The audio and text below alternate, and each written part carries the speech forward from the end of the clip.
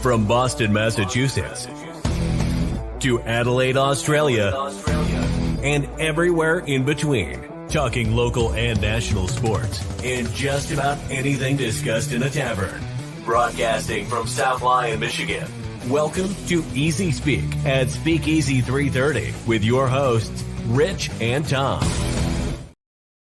What is going on, everybody? Thanks for tuning in to the Easy Speak podcast. I am your host, Tom, and we are going to be shorthanded once again this week. Our good buddy Rich Jasper is overseas in across the pond, actually in London, doing a little jaunt over there with some family.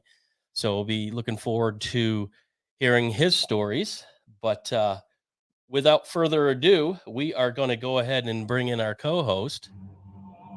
And I think you know who that is. The one, the only, the giant. How's JP. it going? How's it going, people? Well, you just got back from a trip, didn't you? Yeah. I spent a few days down in Florida with some family. You always want to get out of the coolness, and then you get down there and you want to be right back in it. So I'm very conflicted on where I want to be right now. So I'm back in Michigan, and it's okay. Well, it looks like your skin is probably glad you're back in Michigan. You looked like you might have got a little bit of sun over the past few days. It's always the last day that gets you. Yeah, because you want to go home and look like you actually were in Florida, so you might not put as much sunscreen on or whatever. I know I'm guilty of that. I've had plenty of run-ins in Florida, but looking forward to today's show. We're gonna dig deep into the Lions draft, kind of go over their top 5, I believe, that they pulled off. My personal opinion, I think it was a great draft. I think it was masterful, and so we'll dig into that. We'll dig into the DeAndre Swift trade, kind of talk about who got the better end on that one, and then we'll go over the overall draft, some winners, some losers, some surprises, maybe a little bit like that, and then we'll hit briefly on what the NFL North did and how we feel about that. Looking forward to the show, getting this thing rolling. And without further ado, we're going to go ahead and start with our lovable Leos, the Pontiac Pussycats, as our good buddy Rich Jasper calls them. And like I said, we're going to hit on all the draft picks here, and the surprising pick of Jahmyr Gibbs, and the steal, in my opinion, Brian Branch. So to start us off, JP, give us a take on how you feel the Lions did in this draft. I feel pretty good. I kind of been going back and forth. I kind of had them at a B. I kind of feel like a B plus. I think there's no question in the direction that they went was a little bit different than what we thought for the first pick, which is okay. An element of surprise. But they stayed on par for the most part. I think if you look at the positions that they drafted and you ask yourself, did they upgrade from last year? I think you could certainly say that they upgraded. So in my opinion, was a positive thing. I think a lot of folks here in Detroit kind of were on the Jalen Carter bandwagon or moving up for Will Anderson. I do think that the Lions had their eye on Anderson and Witherspoon. And I think once those two guys were gone, I think that kind of changed the whole trajectory of the draft for them. Yeah, I mean, you could see the common trend with Brad Holmes was maybe have an idea who he wanted. And if he wasn't there, let's move back and maybe plan B and try to get some draft capital. And specifically how he did with Hendon Hooker. I just thought that was beautiful. He just kept trading back because really, I think Hooker was his next pick, but Yep. he knew that the teams ahead were not going to need a quarterback. So okay, I can make another trade. I can make another trade. And then when it came to all right, well then there's a couple teams that could potentially take Hooker. I'm going to go ahead and trade back up, and he did. So yeah, I mean, I think they hit on a lot of key areas. Maybe Jahmyr Gibbs was a stretch, we'll call it now, but ultimately I think that's going to end up being a really good pick. But they picked guys that they could slot right in week one starters. And I think that's the brilliance that we have with Brad Holmes here as a general manager. Yeah, I think a lot of people say, well, you were at 6. Why didn't you take Bijan? So you look at how it played out and the direction that they went. So you take Bijan at 6, your next pick's at 48. So I think Kincaid was drafted first in the first round.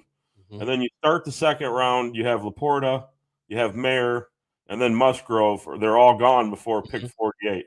Yeah. So you position yourself in that pick with a guy that they obviously love by their reaction and position themselves for what I think could be the best tight end in the draft. So that's why you traded back to 12, because you ended up getting the value of 2 players instead of taking the 5th, 6th best tight end in the draft if you sit around and wait. And you also got to look at financial aspect of it too. Taking a guy at 6, Bijan Robinson, he might be a better back. But what's the financial implications compared to taking Gibbs at 12? So I think you're saving yourself some money, and still, moving down 18, you got your one linebacker and Jack Campbell. You're getting value there, middle first round, even though people thought that he could be there later. But I think one common theme in this draft was most teams did not follow the rule of best available. They kind of went deep down to pick players in positions where, some might think that they would be there later. But so with that being said, I think we should start digging into their picks here. Again, we have all their picks here. You got Jahmyr Gibbs in the first round, as well as Jack Campbell. Round 2, Laporta. Brian Branch, who I think that kid's going to be a standout, and then Hooker to me is going to be the perfect fit on this team. I'm looking forward to it. So starting off with round 1, pick number 12, Jahmyr Gibbs. JP, you want to break him down a little bit of what you know and what you've seen of him? Yeah. So obviously I've watched a lot of Bama games. He's kind of a home run hitting back. He's had over 40 receptions each of the last 2 seasons in college. So that tells you that he's a modern day NFL back, that he's going to give you a lot of play out of the backfield. He's going to be able to make guys miss. He's going to be a matchup nightmare for linebackers. Yeah. He's a guy that when we did Mock 2.0 that I really like. Yeah, I think too. I think we were all looking at him possibly in the second round, and as the draft got a little bit closer, he was moving up the boards. But what I like about him is his ability to stick his foot in the ground and just, boom, cut right there, boom, and kind of like Alvin Kamara in his prime. And I did read. I did rumor that it was their team that the Jets were interested in making him to add a weapon for Aaron Rodgers. So, yeah, from what I was reading too, Holmes had heard that there was teams inquiring. There was teams inquiring to move up, and that's kind of why his original thought was to take Gibbs at 18. That was the original mindset. But once he started hearing grumblings of other GMs inquiring about him, specifically the Jets, that's when he went ahead and pulled the trigger and got him in at 12. And you've seen the reaction that he gave. I don't think he reacted that way when we drafted Aiden last year, but he was fired up, and we'll talk about this a little bit later. There was definitely a little we'll call it shit in the game as far as the running back room goes, which kind of spawned them to draft Jahmyr Gibbs here. So going to be a valuable pick, and I think he's somebody that's going to help Jared Goff out a lot. I think it's somebody that's going to help Hendon Hooker out a lot, especially when he's mobile out in the pocket. You can dump it out. I'm looking at like Austin Eckler type of running back here, somebody that's really going to be productive. I mean, he had a ridiculous amount of reception in his career out of the backfield, so that's somebody definitely that it's going to be able to plug in and play real quick and make some impacts quick for the Lions. And absolutely. And Twitter was blowing up like Jahmyr Gibbs, and even in the draft party, people were like, "What?" But I think at the end of the day, everybody's going to be like, "You know what? I kind of think that was a pretty good pick." Yeah. So, moving on to Jack Campbell, who was the Butkus Award winner, and just a quality type linebacker, Chris Spielman type. But you want to go ahead and describe him a little bit?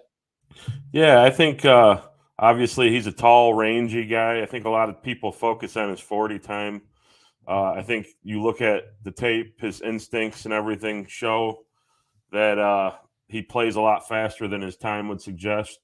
He was a high school basketball player, so he's pretty athletic.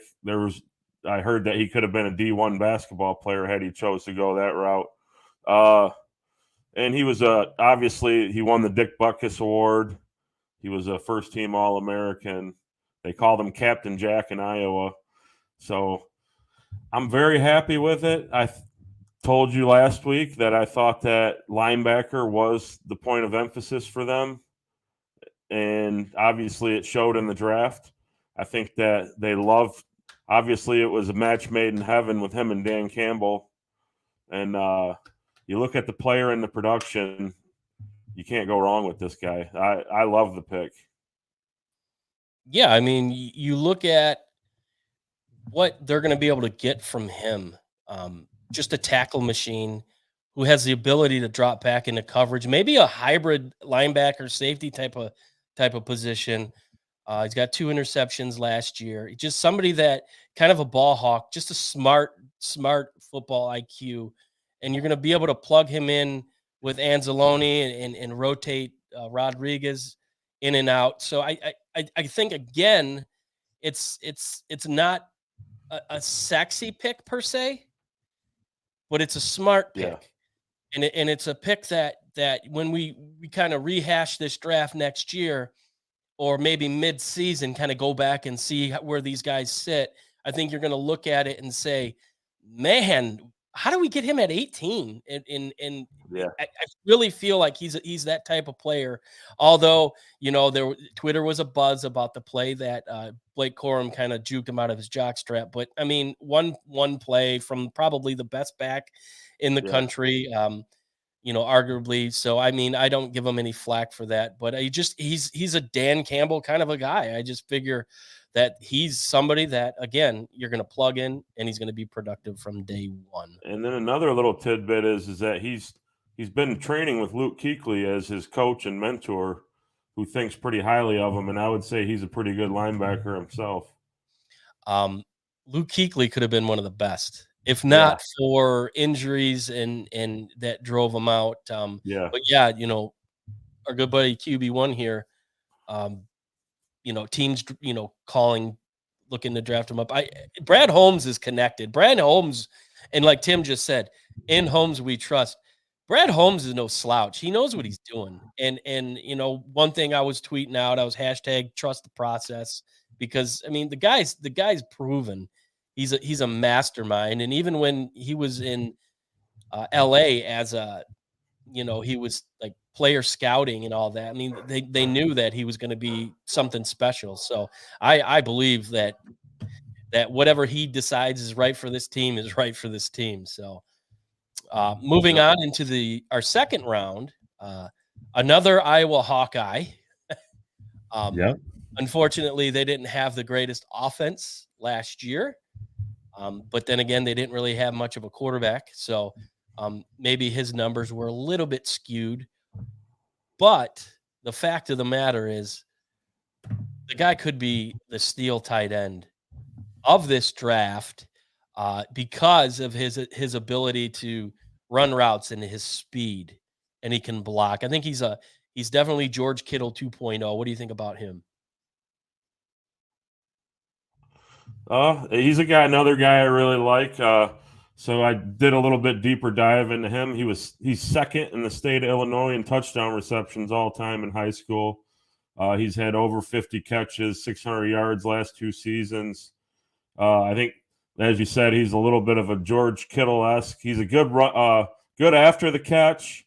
He's a good route runner. I think Iowa's quietly become tight end a little bit. You go look at Kittle, you look at Laporta, Dallas Clark, Noah Fant, TJ Hawkinson. I mean, there's been a lot of them as of late. So I think they were definitely looking at that. And you look at his tape, as I said, he's good after the catch, and he's going to be a high volume guy. And I think he'll fit into Ben Johnson's system just fine. Well, you look at that last clip that we just showed at Ohio State. They line him up out in the slot, and he ran like a slant route, and it looked like a receiver out there. I mean, even right there, they've got him lined up on the end.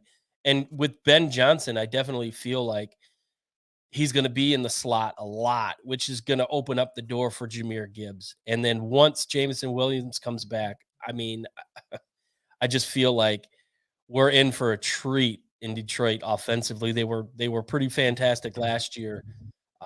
I think we're up for a lot more this year. So, and then again, you look at who's available when they're about to make this pick, tight end wise. Michael Mayer, the All-American out of Notre Dame, who I loved. I thought the guy was great. He's got great hands. He's got great blocking ability.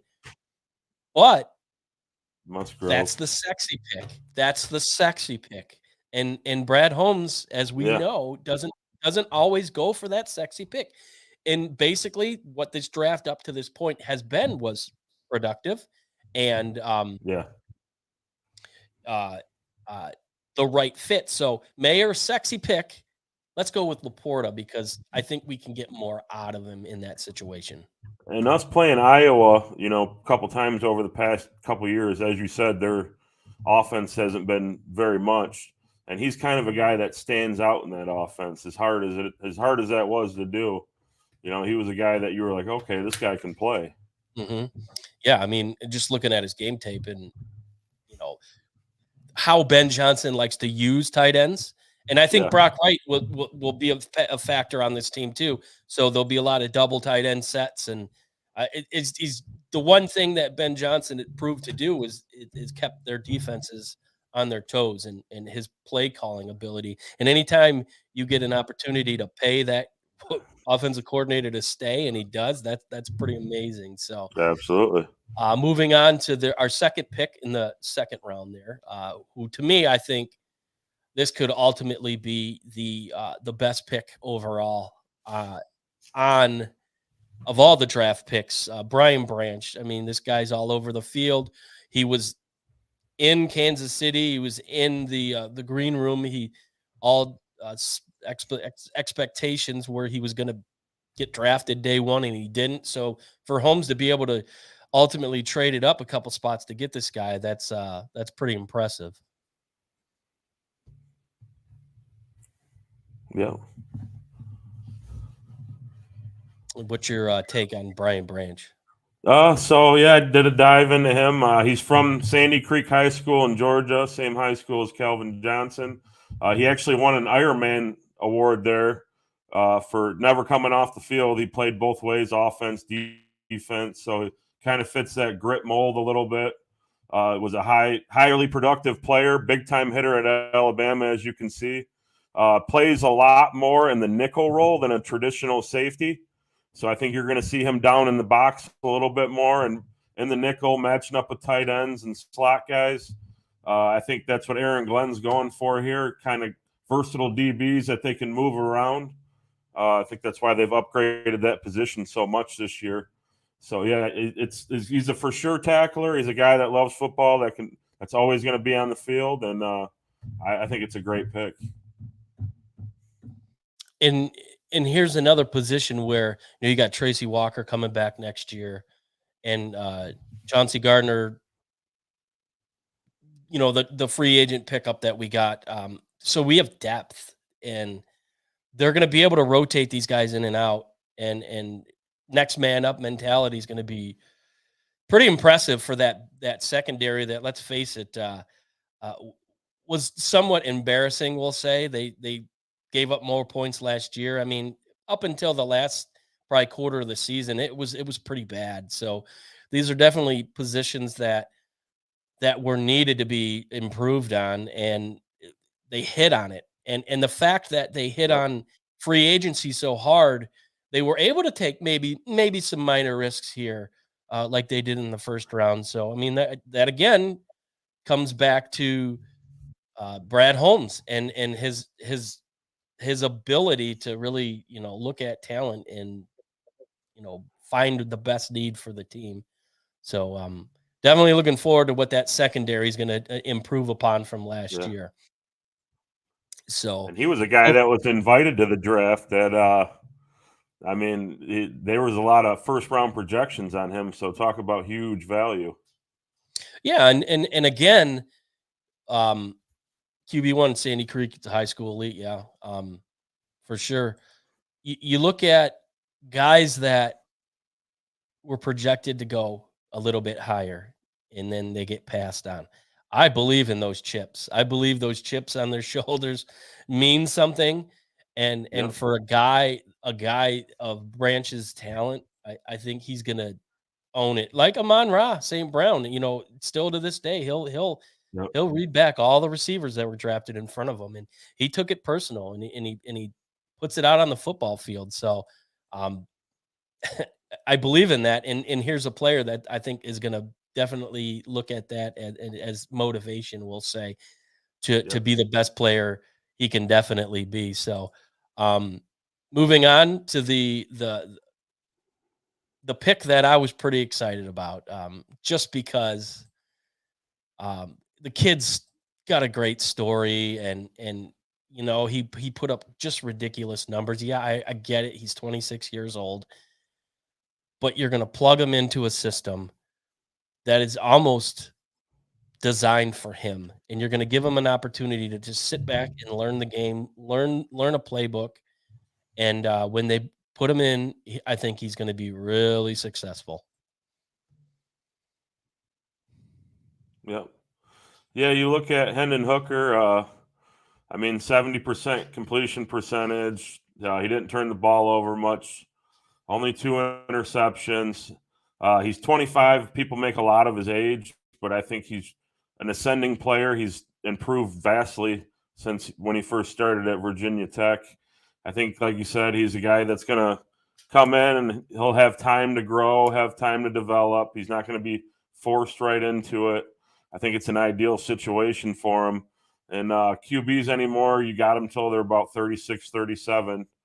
If, barring that he's a 10-year starter in the league. So I think it was a great pick. I think watching some of the interviews, it was the guy that Holmes wanted all along.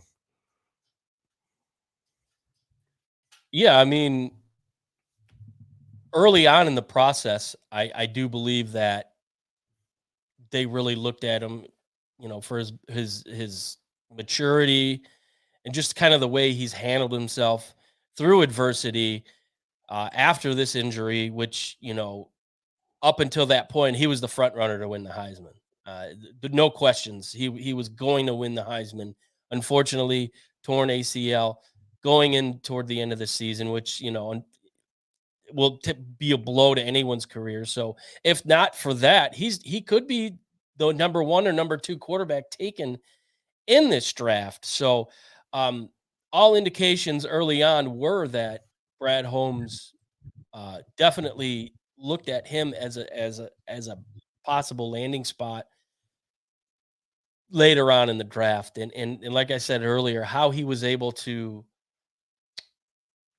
trade down enough to get some picks on the back end, but still know that that was the guy I was going to get. I just, again, plays into his masterworks. Mm-hmm. So yeah, but and then we'll go back to the rest of the picks that they had. Broderick Martin, a defensive tackle from Western Kentucky, bolsters up that defensive line. They got an offensive tackle from William and Mary, and the pick that they ultimately got from um, the Eagles in the trade that sent DeAndre Swift to the Eagles. They were able to get Antoine Green, a wide receiver from North Carolina, which you told me that you felt like that was going to be a pretty solid pick ultimately for them to get him in the 7th round. Yeah. So Antoine Green was a deep ball threat there. He averaged 18.6 yards per reception, 7 touchdown catches last year. He's a track and field guy, so he's got a background in that. He can run. I think it's just a matter of getting him up here and developing him, maybe whether it be a practice squad guy to start with or he makes the roster on special teams. I think there's potential for kick return and punt return in him maybe. But we'll see. It's obviously a late round pick. There's been a lot of success at that position in the late rounds and undrafted free agents. So just a matter of getting them up here, and we'll see how it goes. I think that insurance threat with what's going on with JMO. So obviously you're not going to replace Williams, right? But I'm looking for options. Yeah, I mean, like you said, you're adding depth. You're adding depth to, a receiver room that is already pretty loaded. Looks like JP's internet is coming over from Drew's from a couple of weeks ago. Looks like we got him back. We got you back. But I was saying, it adds some needed depth to that receiver room. And so, like I said earlier, that came from the trade that Detroit made with the Philadelphia Eagles to send DeAndre Swift to the Eagles, and all indications were he wasn't very happy when they made the Jahmyr Gibbs trade. So that tells me there's a reason why Brad Holmes decided to make this pick. Was there some indication that he wasn't very happy, or was it a situation where he was coming up on the last year of his contract and there was, threat of him maybe not resigning here? So get something for him while they can. What is your take on why they ended up moving DeAndre Swift? I think it's just what you said. He's coming into a year where it's the last year on his contract. This regime obviously didn't draft him. You go back and look at his history. He's had an injury every single season he's been in the NFL. And I think a 4th round pick and so it's the 4th it's later on, and then the 7th they got this year. I think a 4th rounder, that's pretty good value to move a running back, in my opinion. So why not take what you can get for the guy now? Of course, he's explosive. That's when he's on the field, though, So Right. I don't think you got to take what you can get for him before he goes. Yeah, and like you said earlier, here's a guy that when he's on the field, he's lights out for the most part. But how often is he going to be on the field? That's the challenge, and they end up not signing Williams. He ends up going with the Saints, which was a whole different hugabaloo. And they bring in Montgomery, who's maybe a little bit of a service back than Williams. So you wonder if there was a little bit more to that story, and unfortunately, we'll never know really what happened with it. But I think he kind of showed his displeasures a little bit last year because I think he felt like he wanted the ball more, and they were kind of trying to conserve him for those explosive plays that he does rip off. So I think he kind of made it known last year in the public that he wasn't getting the ball as much as he would like. Well, I mean, you have to preserve him. Just his track record, foot injury, knee injury. He had a shoulder injury. it seemed like it was one thing after another. And, let alone, he's a good back.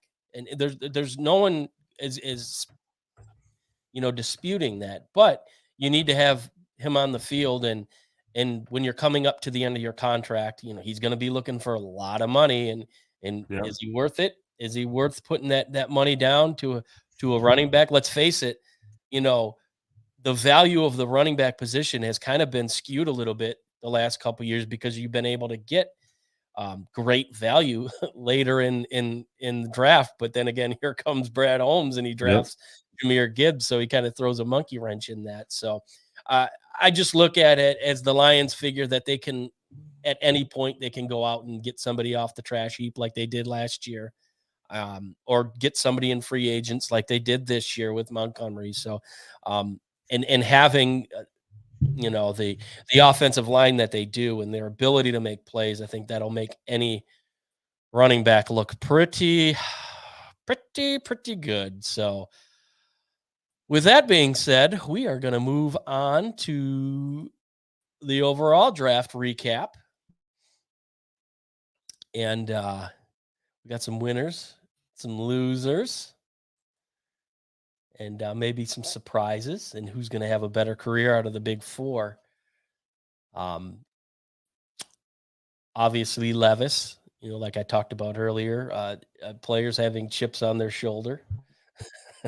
Will that be a situation that Will Levis comes into play, since he was there with all his ladies?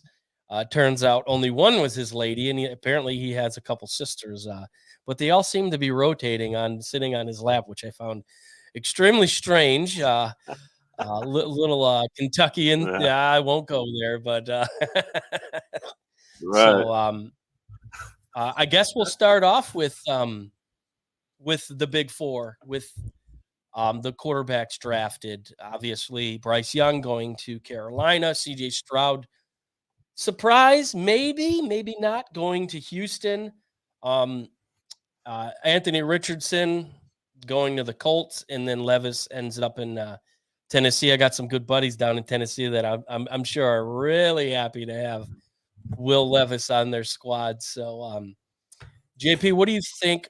Looking at where we're at now, who do you see as having the better career long term? I like Bryce Young.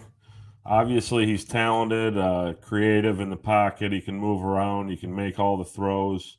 I think that he has a good offensive line and a run game as a foundation to stand behind.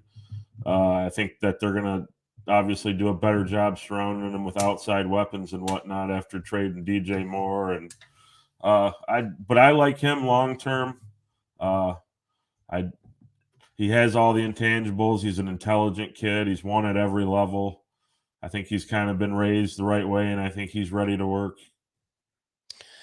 Yeah, I mean, he's got it right here. And I think that's one of the most important things that you need as a quarterback in the NFL. You got to have smarts. Right. And he's coming from a program, let's face it, Alabama. Nick Saban pretty much runs a pro style type of offense, and he's kind of a drill sergeant. So you're kind of coming in accustomed to a lot of pressure. Obviously, playing in the SEC, playing against upper echelon. I won't say top talent because we're Big Ten guys here, so right. We won't go down that road. So, but he's got the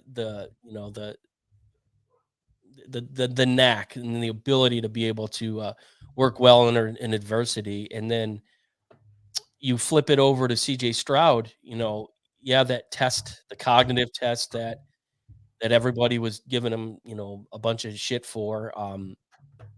Is there something to it? I don't know.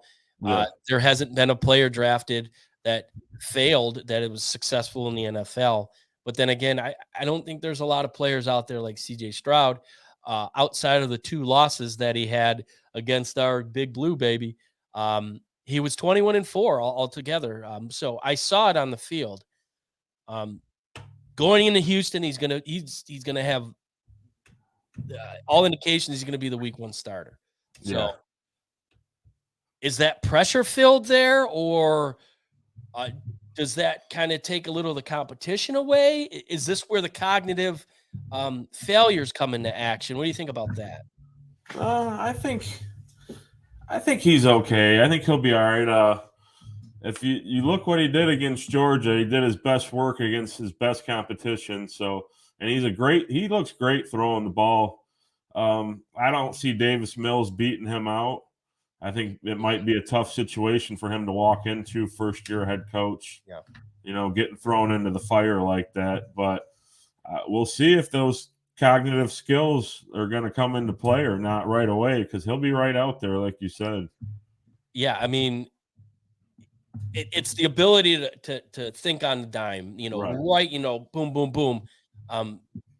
You did go to Ohio State, so there might not be. I won't go there either, because my pops is a Buckeye, so that we'll find out fairly quick, I think, how he'll be able to handle adversity when it comes to decision making on the field. But moving on to Anthony Richardson, who I've said this in our show last week, and I said this on Reckless Speculation. I think he's going to be a bust. I'm really not sure what the scouts, what the pundits see that I'm not seeing. They love this guy, and they're looking at his as far as he could throw the ball, his high jump, and all these variables that he did in the combine, and he scored ridiculous numbers in the combine. But the one thing at the combine that he didn't do was he couldn't throw the ball with accuracy in routes. And when you're coming into a team that desperately needs success, Indianapolis is a great city, great football town. They want to win, and they want to win now. And they've had like 3 failed quarterbacks bringing in, dusting them off. And they failed. So they're going to want this guy to come in, and they're not going to want to wait until year 2 or week 6 or week 7. They're going to want to plug this guy in. And I'm just not too sure if he's got all that IQ level up here to be able to do that. Yeah. Well, they haven't. Like you said, Indianapolis, they've been struggling to find a QB since Andrew Luck abruptly retired. They brought in Shane Steichen, who, they said was the guy that trained and got Jalen Hurts to his point where he is. So if he can, I think this guy has all the physical traits, and he's obviously gifted. If they can coach him up and get him anywhere remotely ready like they did Hurts, and I think he's got a chance. But I think he's going to be another one that's probably going to be thrown into the fire maybe a little bit too early. I mean, my reference to him was Malik Willis 2.0. Yeah. There was so much buzz and so much hype last year's draft. Oh, the guy gave T-shirts to some homeless people, which that was awesome. I commend the young man for that. But playing at Liberty, who'd he play? I mean, he's playing the third string on Rutgers, basically, So what were scouts seeing that, the average Joes were seeing, and, ultimately he goes to Tennessee, and they've already given up on him. So we'll see. With the right system, with Richardson, I think to start last year, the first 2 or 3 games, he looked dynamite.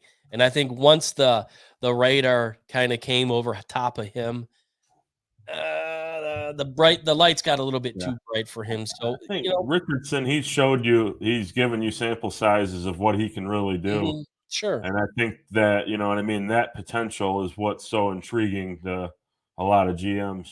Yeah. I mean, it's going to take a lot of Jonathan Taylor. They're going to have to keep him healthy and have a lot of success there for him to have success. And then obviously we just mentioned him, the Playboy, we'll call it. Raj on Reckless Speculation said he doesn't trust a white guy with tattoos at quarterback. And We'll see. We'll see what happens. He ultimately goes with the second pick in the second round to Tennessee out of Kentucky. Will Levis. 2 years ago, he looked like he could be a Heisman candidate. Last year, not so much. What's your take? Obviously, you're talking about a guy that might have the biggest arm in the draft. He's got that gunslinger mentality, which I think gets him into a lot of trouble. You know what I mean? He's thrown 23 interceptions the last 2 seasons. I think he has the arm and he has the brain to do it. But I think that Tennessee quarterback situation is a dumpster fire all the way around. Tannehill hasn't been able to get him over the snide. They seem like they've given up on him. Malik Willis started a couple games last year, and they seem like they gave up on him pretty quick. I think they even went to Josh Dobbs later on in the year. Who actually might have played the best out of all of them. Yeah. They get him from Detroit, who got him from Cleveland. Now he's back in Cleveland. And that's the team that we're talking about. Kind of looks like they're in a rebuild. So it could be a nasty quarterback carousel in Tennessee. I think Levis has the arm and all the physical attributes to do it, but we'll just have to see how it plays out. He's not going to wow you with his athleticism. So it's going to rely on them having an offensive line in front of them. And they addressed that in the first round. And I think they're going to have to address that a little bit more. And then, what's going to happen with Derrick Henry? Is he going to be there? If he's there, that makes his job a little bit easier. But, it's hard to say. I kind of thought maybe that they would try and make a move to trade him during the draft. That didn't happen. So the question now is, obviously, is he going to be there? And their receivers, and I know, the guys down there in Tennessee, we're not too fond of the A.J. Brown deal, and they've never recovered from him, and nor should they, because, you can't replace a talent like that. So I think he's got a lot of obstacles ahead of him. And looking at Tennessee, 2-3 years away from moving into a new facility, a $2.2 billion facility that obviously they want to lure in the Super Bowl. They want to lure in the Final Four and all kinds of other activities. So they're going to want a quarterback. And they're going to want a product on the field that people are going to be willing to spend thousands upon thousands of dollars between seat license and season tickets. So this is a must. I think if there's a team that's on the brink right now, it's Tennessee. They have to win now, or I think they're in big trouble. I think they're on the brink of disaster. Yeah, for sure.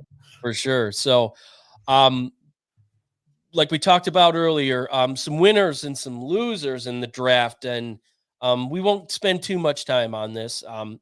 But let me know some of your winners and some of your losers you feel team-wise who did well in the draft. I think with winner, I went with the Philadelphia Eagles.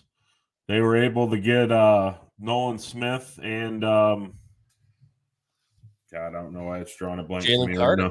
They got Jalen Carter. Wow. Two more. Jalen Carter, Nolan Smith, and Keely Ringo, 3 out of their first 4 picks. Last 2 seasons, they've drafted 5 players from that historic Georgia defense. So you can kind of see where they're going with their defense. I think Jordan Davis and Jalen Carter up the middle is going to be pretty stout for Philadelphia. They're a winner to me. And then obviously they added DeAndre Swift. I think they kind of stole the weekend a little bit. And then another Bulldog. yeah, another Bulldog. And my loser is going to be short and quick.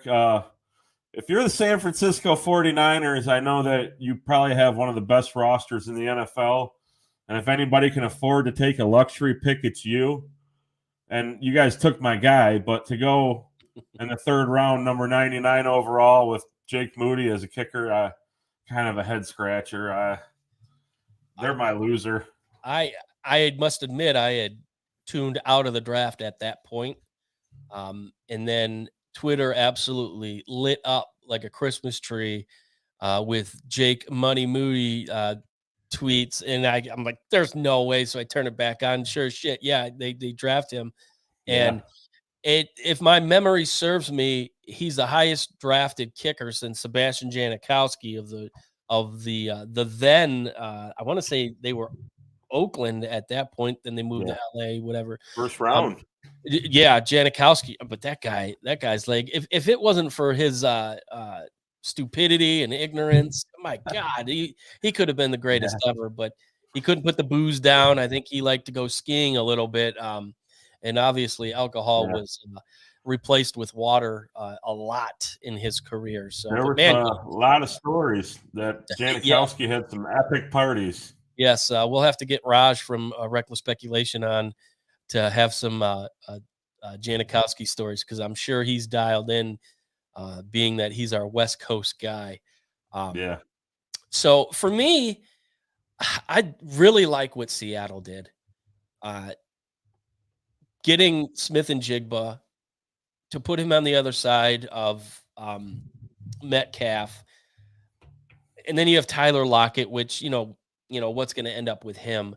I just think that pick is going to be incredible. And you want to talk about week one impactful player. I think that's what you're going to get with Smith and Jigba. Obviously getting Witherspoon, which, we talked about it earlier. Detroit was high on him. There's no question about it. So yeah. And like Tim said, Legion of Boom, and looking at, what they did in this draft, they definitely addressed that.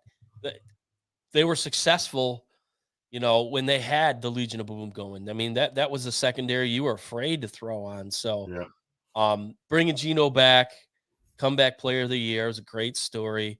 The fact that they did not go after a quarterback at all in this draft says they trust him pretty good. And here's a pick that kind of surprised me a little bit, and it was Charbonnet.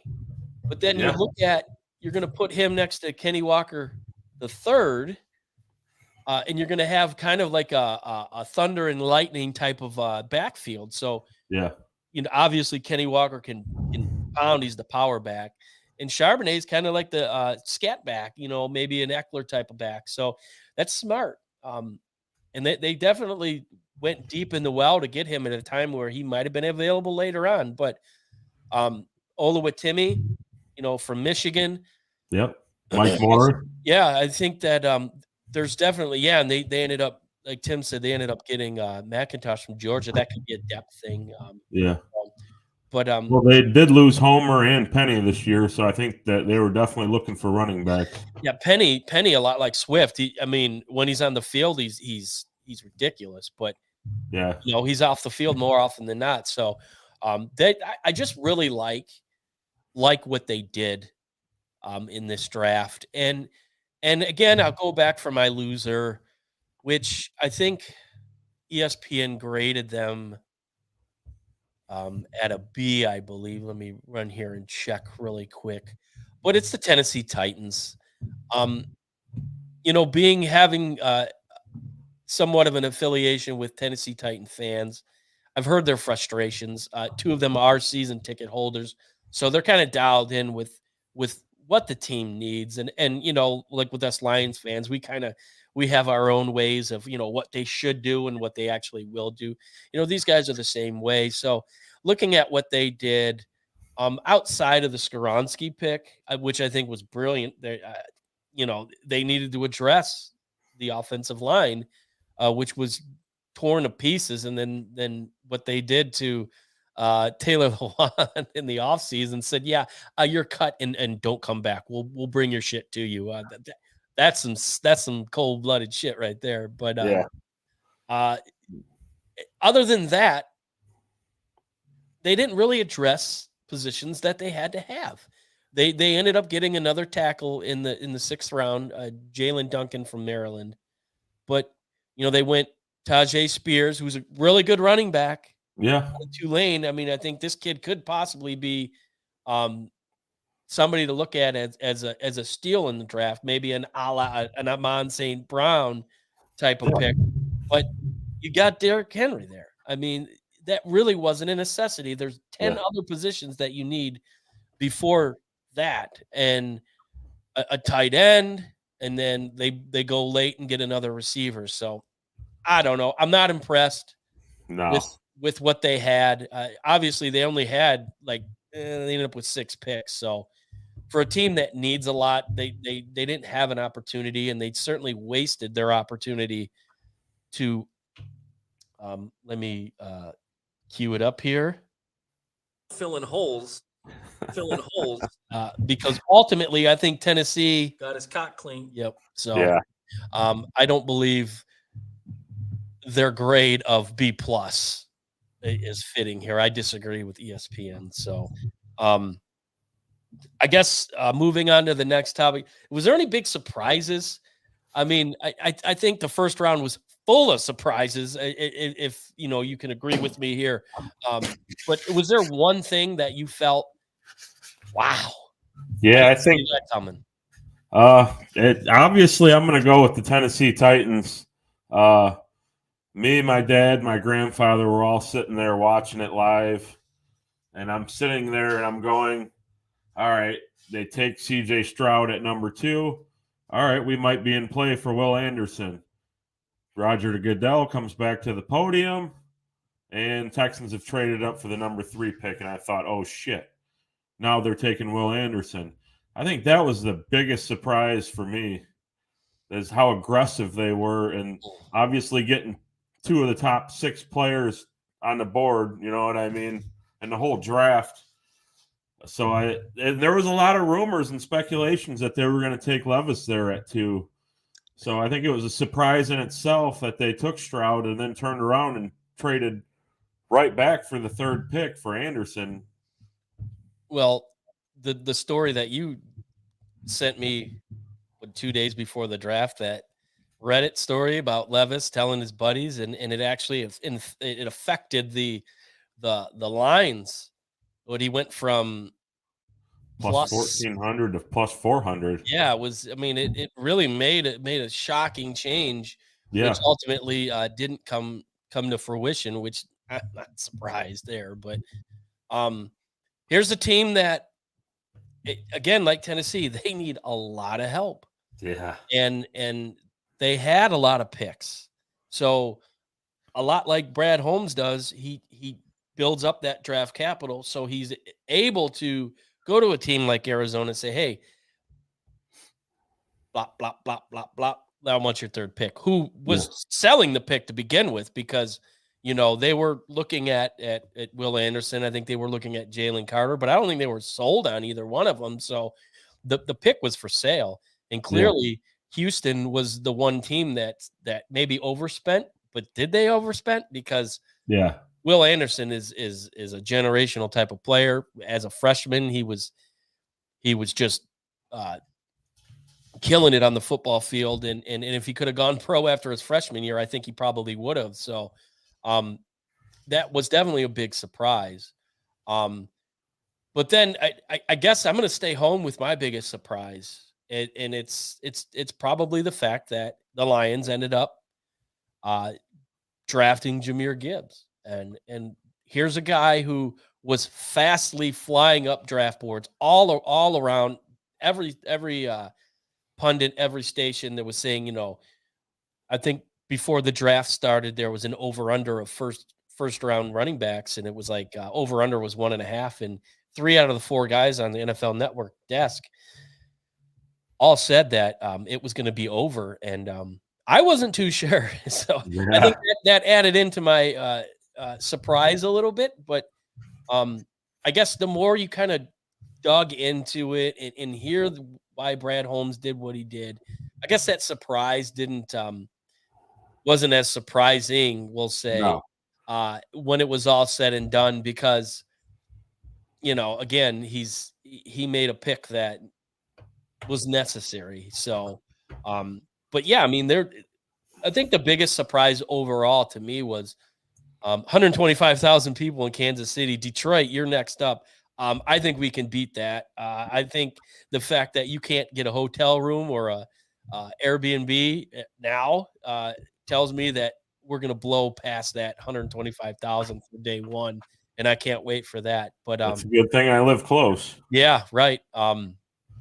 So Overall, the biggest surprise to me was teams just didn't follow the mold of best available.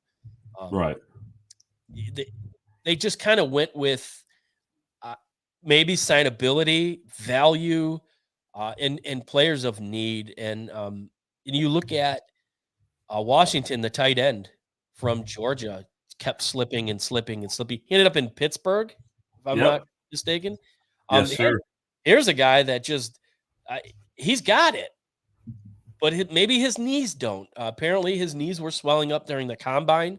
That was scaring a lot of teams away. So here's Pittsburgh. They got Kenny Pickett, and they addressed the offensive line. I was watching a tiki-taki, or as some people like to call it, a tic-tac, and there was a guy on Pittsburgh Sports Radio said that they're building the picket fence around Pickett. So they absolutely are putting weapons around him. So I look for Pittsburgh to make a drastic jump. Obviously, getting Joey Porter Jr., that's a hell of a story.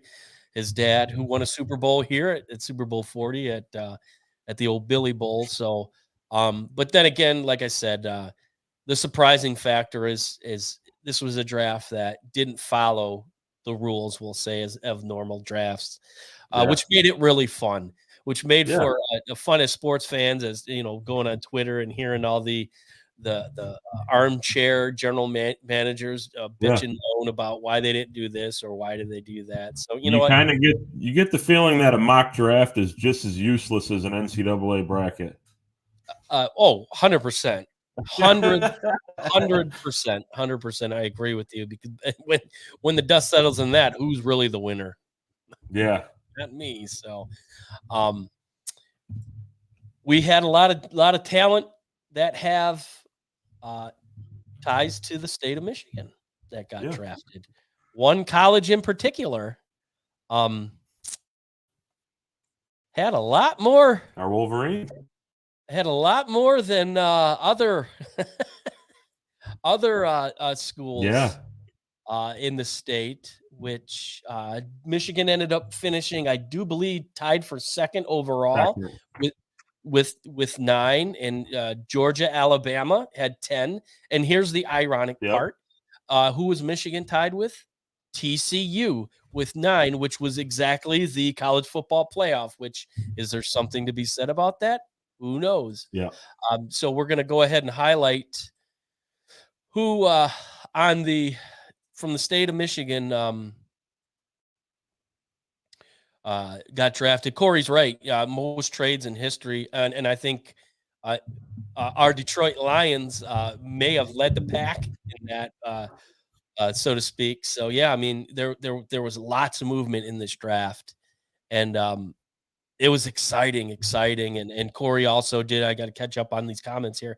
Corey also talked about how the Texans successfully drafted their leader on both sides of the ball. He's absolutely right. And that was a topic that we were going to hit on, but we decided to move away from it, which franchise set themselves up for the future. And I think Corey hit the nail on the head. I think the Texans definitely hit that. But moving on to the state of Michigan players, Tim chiming in with DJ Turner. Yeah, I mean, he's got a lot of speed, but he missed a play in a key part of a really big football game. So we'll see. I think he's going to a really good organization that's got a great culture, great coach. Obviously, Joe Burrow's the captain there. So I think he's in a good situation. So of our locals here, JP, who do you look at as somebody that we hit on DJ Turner already? Who's going to be somebody that you're going to look at maybe a few years down the road as a player that is still going to be meaningful and impactful? I think on par here, it's got to be Mozzie. You look at some of his videos and how athletic he is for his size and how strong he is. I mean, the guy's an immovable object. So I think he's going to be great for Cowboys. I would say one that really kind of caught me off guard was the Schoonmaker pick. I wasn't sure that he would go in the top 3 rounds. So I was really surprised about that, especially a guy that had limited work, in college. With Mayer, with Michael Mayer sitting there, and you thought for sure that Jerry Jones was gonna pull the trigger on that one, but apparently he likes Michigan Wolverines. So you look at some of the development jobs. You look at some of the Michigan players that were drafted and some of their high school rankings. I think Olu was like a 1,200 ranked player in the country, 2-star. Schoonmaker was like 600 ranked player, and guys weren't, they weren't exactly the highest recruits coming out of high school, and they were developed into NFL players, which speaks to the development. I mean, the last 3 to 4 years here in Michigan, the emphasis has been on player development, coaching, and the results certainly dictate that. Going back to Maisie Smith, did you see the clip of who the Lions should have? Micah Parsons, who somebody picked him 2 or 3 years ago that should have been drafted. But the clip of him, they were doing a draft show with some Cowboy media personalities, and his reaction. No, I didn't get to see that. So they're going live basically as the Cowboys make the pick, and they say the pick, defensive tackle Maisie Smith, Michigan, and he goes crazy. And apparently he had texted Quinn, the defensive coordinator, at like 3:00 that afternoon and said, "You need to draft Maisie Smith from Michigan." Yeah. And Quinn's response to that text was, "I'm all about that life." So that is one heck of a connection between your number one defensive player and your defensive coordinator. Obviously, he has some kind of a pull here in the who he wants to be on his side of the ball. So that was really cool and shocking to me that they went Maisie Smith. I thought he was going to slip a little bit further. So the fact that they got him when they did was a bit surprising. Yeah. So, but again, looking down the line, Moody, obviously we talked about this earlier, 3rd round on a kicker. Nonetheless, the guy is incredible. Number 1 scoring Michigan history, yada, yada, yada. He's a kicker. And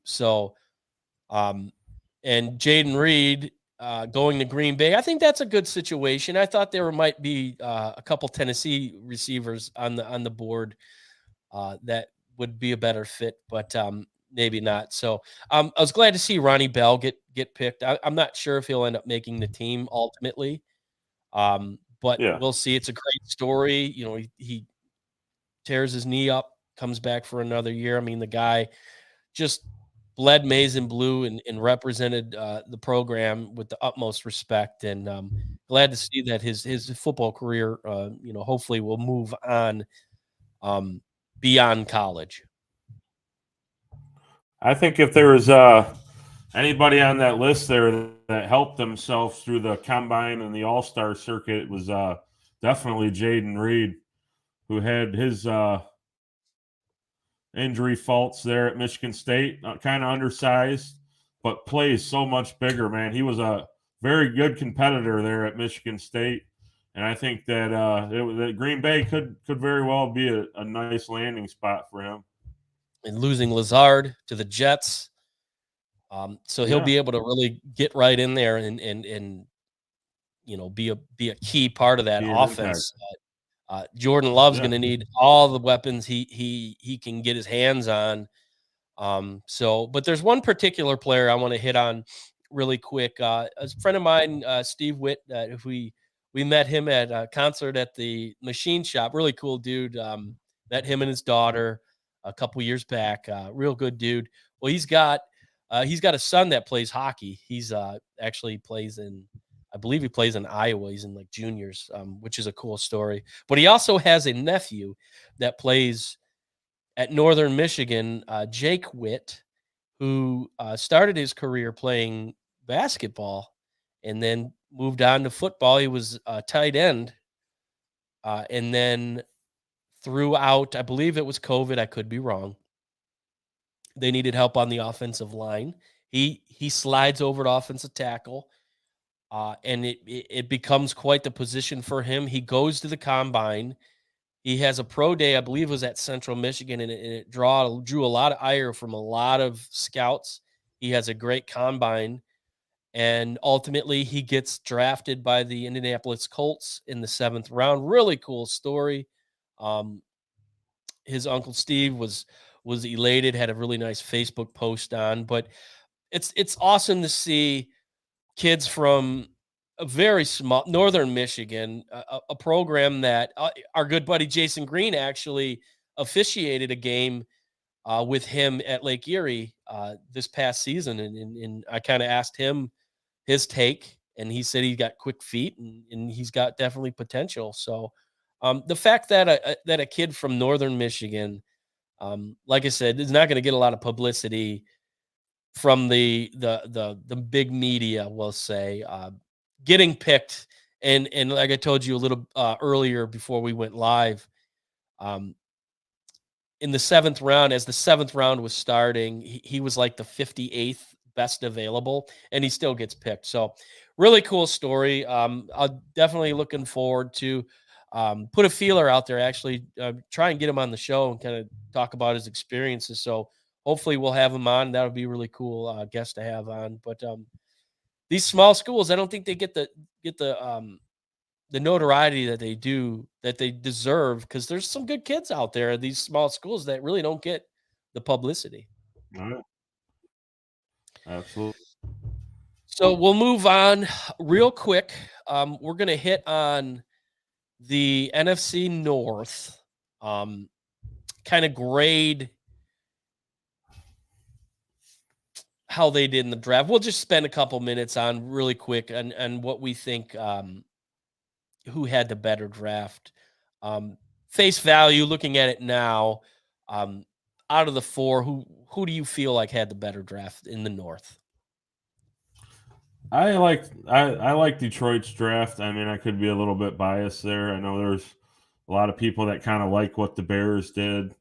I like what the Vikings did, adding Addison next to their big play guy out there. And then I kind of thought it was funny that the Packers were on par. It's like Aaron Rodgers there, Aaron Rodgers not there. They're going defense, but their first pick in the draft when they picked up Luka Van Ness. So I thought that was kind of funny. I had the Packers towards the bottom just because of that pick. But overall, I think the Lions were kind of the kings of the North here. I think the Bears did a lot of their work in free agency.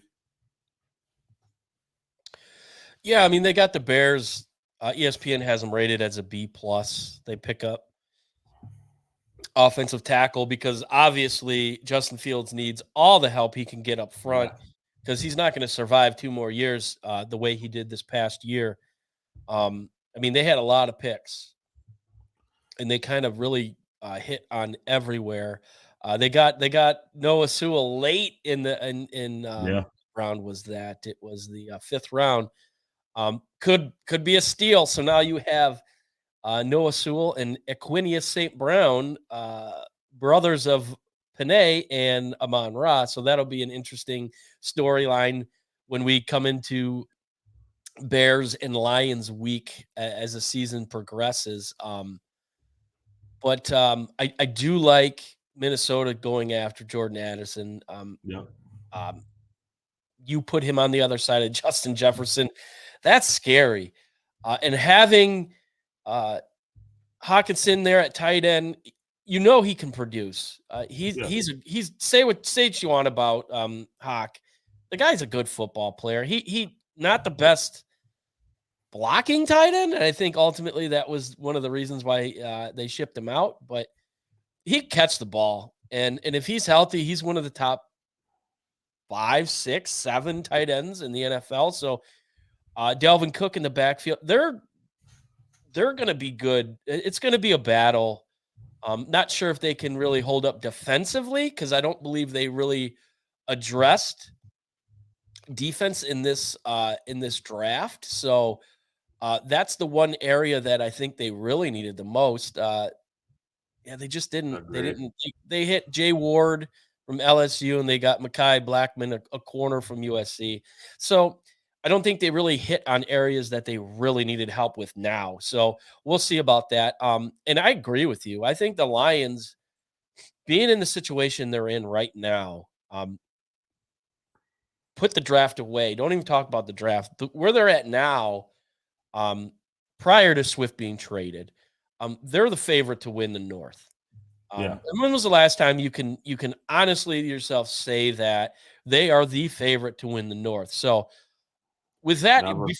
before the draft even comes into play, they're the favorites. And the favorites after the draft. Come to the draft and they get playmakers in the draft. Like I said earlier, not sexy, but productive. And I think one of the things we talked about in our text thread was, if there's one word to describe this draft, it's productive. Yeah. And so with that, I put the Lions at the top of the list of the NFC North, going into the season. As far as this draft goes, I think they were the leaders between them and probably Minnesota, as the top teams in the North. So breaking into that 401 for the Super Bowl. Yeah, I think a lot of people might be. I think we were, Tim and I were messaging back and forth. I fear this what could happen to the city. I mean, even if they win a playoff game, oh boy, things could get interesting. But you know what? I welcome it. I welcome it. This city deserves it. It's a football town. I know we love the Red Wings. It's a football town. And you'll see once, God willing, they get a home playoff game going in the next year. But so our last segment of the show tonight, and we do thank everyone for being part with the comments and everyone hanging on. Show's going a little bit longer today because there's a lot to talk about. And we thank everyone for sticking around. We threw together a way too early top 10 for the 2024 draft, which will be interesting to kind of rehash this going into next year to see how much of this is true. So, JP, you want to dig into this a little bit?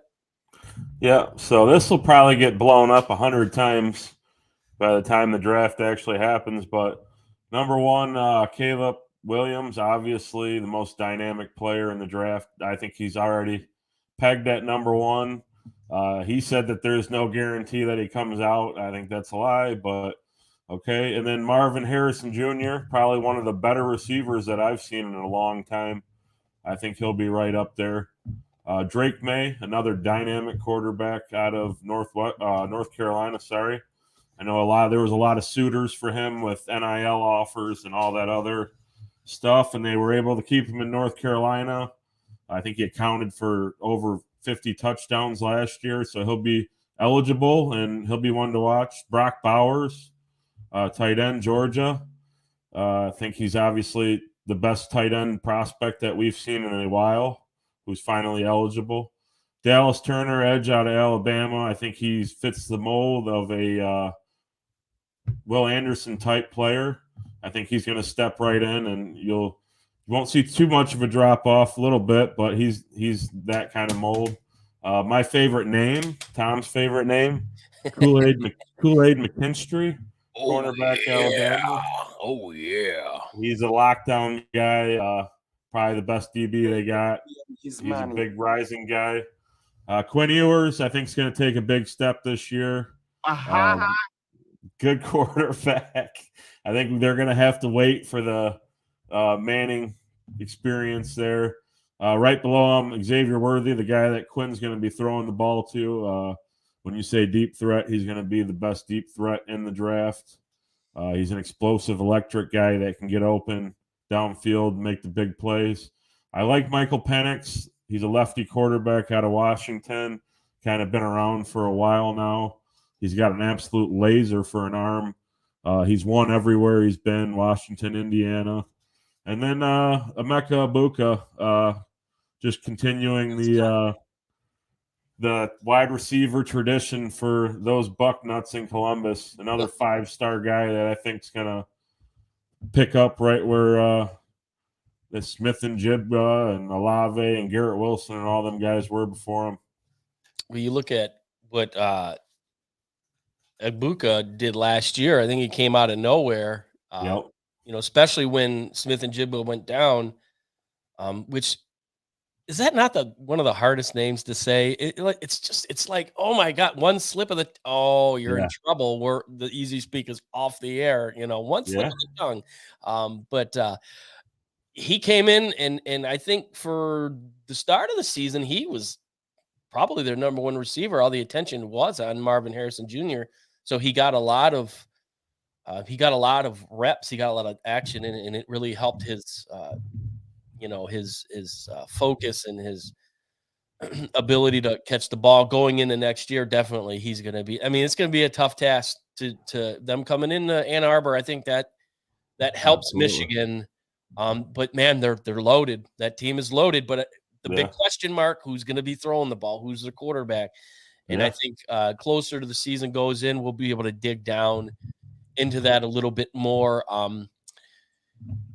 And have a better idea. Probably by midsummer to maybe August, we'll have an idea. I don't think there was any clear indication after their spring who their quarterback is there. I mean, a lot of them think Kyle McCord, but we'll see. Yeah, I mean, I think Fire Day. Most of Buckeye Nation will be ready to take a razor to Ryan Day's beard if that happens. I'm at the age. I think you were a little bit young. You were alive, but I don't think you were the fan you were now. When John Cooper was the Ryan Day of his time, when Michigan just absolutely owned him, and every Buckeye fan hated him, my dad included. Get that guy out of town, this bum. And I heard that. When Ohio State lost, Saturdays were not fun around the Sloan household. We found our way to grandma's, or we didn't stick around. We were out in the backyard when Ohio State lost. So I think that Ryan Day is this generation's John Cooper. So with that being said, we are going to move on to probably our most fun a segment of the show.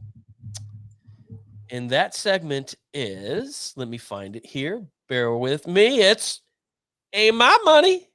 Not my problem. Boom. Again, we're gonna have a little graphic, a little video once Miss Jasper sends over the the voiceover, so we can put something together. But this is our opportunity to, it ain't our money, so we're gonna throw a bid or a bet your way that maybe you can make some money. But again, it ain't my money. It's not my problem. So, JP, since it's not your money, not my problem. Tell me what it's not your problem. What's your pick for the week? I'm going to go over to Monday. I got Boston versus Philly in the first game there. I like Jason Tatum over 28.5 points. I think he always explodes in these situations. They haven't made it to the finals yet, so I think he's going to go off. And then I have James Harden under 22.5. Those two combined are at plus 242. Yeah, I mean, got some good ones. And I was looking through my DraftKings, which I probably need to start putting some money on that thing and make some bets. The lovely one probably would disagree with me, but anyways, I'm going to go to my newfound favorite one.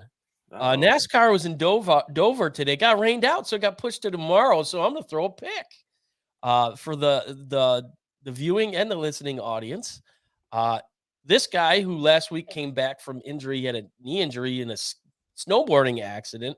I picked him to win last week. Unfortunately, didn't come through. Chase Elliott plus 600 to win Dover. This guy, last year was the best race car driver in NASCAR. He's due. He's due. It's a short track, and he excels at it. Give me Chase Elliott plus 600. And then we're going to go to the NHL tomorrow, Game 7. This is probably the most intriguing series. Two picks. The Devils and the Rangers. Rangers go into New Jersey, which just across the river, and take 2 in Jersey, which was a very heavily Ranger fan base. Jersey goes into the Garden, takes 2 from them, and they flip. We got a Game 7, folks, and there's 2 or 3 other Game 7s. You got the Kraken in Colorado tomorrow night or tonight. Unbelievable NHL playoffs. There's nothing better. Give me the Devils money line minus 120. I think they come through with the win at home. I think playing at home matters, although it didn't for Tampa last night against the 1967 Maypole Leaves, as our good buddy Sean Belichick calls them. I think the Devils come through. And then how long of a first round skid did they break for the Maple Leafs? 19 years. 2004 against the Ottawa Senators was the last time they won a playoff series. So obviously Toronto was partying like they won the cup. I think Sean even put a tweet out, said, congratulations on the Maypole Leaves on their cup. And then he crossed it out, first round victory. So, and then I'll throw another one here. The puck line for New Jersey is negative minus 1.5, and that's plus 215. So this is going to be a 1-goal game. It's going to come down to, I mean, there's been a lot of overtime games last night, including Tampa got the goal Toronto got went off a Tampa skate, but that's hockey. You know, that's the beauty of it. So those are my picks for this week of Ain't My Money, Not My Problem. Tim's got Kyle Busch to win top 3, 5, and top 10. He's just throwing some money. He's hoping to get some money out of that here. So great show, JP. Obviously, Rich wasn't here. Drew decided that he'd rather take part in the 15 other people at Ford Field watching the Michigan Panthers. So they hopefully will be back with us next week. But end of the show, great show. We hit a lot of topics. I think we dug deep into the Lions and then, our local draft picks, which was really fun to do. You got anything closing words before we close out the show? Yeah, and this week we didn't hit on it really, but I think next week we're going to continue the trend of talking about different food topics and trying to incorporate other things into this outside of sports that could maybe get some other people intrigued. Mm-hmm. So look forward to that this week. You want to let them know what next week's topic's going to be about? So we're going to dive into the Mexican food topic, and we're going to figure out where everybody's favorite is. I think this is going to be a hit topic. Oh, yeah. Well, because what's next Friday? Cinco de Mayo. Cinco de Mayo. So we'll be coming in a couple days after Cinco de Mayo, but be looking for that. We definitely want to have people's feedback on that so we can share it. Yeah. And I think this will be a big one. And at some point, we're going to go to, obviously we did the burger, which was a good hit. The pizza was outstanding. Yeah. And then upcoming this week. So we're going to put together a video at some point. We're going to go to these places and we're going to try out these things and kind of tap into our followers and see what the things that they like. And, so we can kind of, see where they're coming from. So look forward to that down the road. And obviously, like we said earlier, Rich is across the pond in London. He comes home Tuesday. So if he is joining us, if there's not baseball involved, will be really cool to hear his stories. I know he's been posting a lot of stuff on Facebook, a lot of pictures, seen a lot of bucket things.